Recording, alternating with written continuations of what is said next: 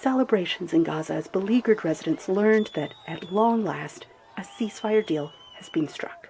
Anxiety in Tel Aviv, where hostages' families waited to learn if their loved ones would be among the first tranche released in the multi-stage deal.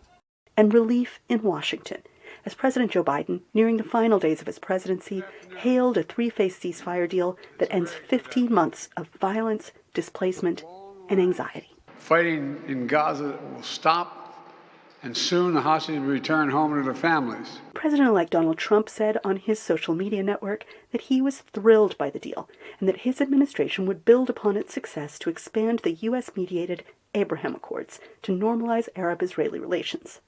Analysts say Trump's fiery threats last week of all hell breaking loose unless there was a deal before his inauguration may have played a role. Really, there isn't very much more hell that you could unleash on the current inhabitants of Gaza. They're already in hell. But there's also the feeling that he must have placed some pressure on Prime Minister Netanyahu as well. And this is why we are now moving forward. And what about the day after? Analysts are not optimistic that the next administration can reach a two-state solution. I don't see it under the Trump administration, and that's not squarely a criticism of the Trump administration or anyone else. I think both the Israelis and Palestinians are so far off on making the sort of the hard agreements necessary to achieve a two-state solution. The deal Qatar's prime minister laid out has three stages.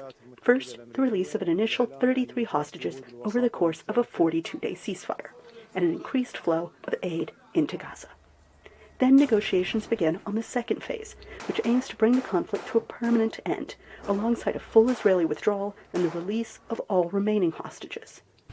And the third phase covers the proverbial day after, Gaza's rebuilding with a new governing and security structure.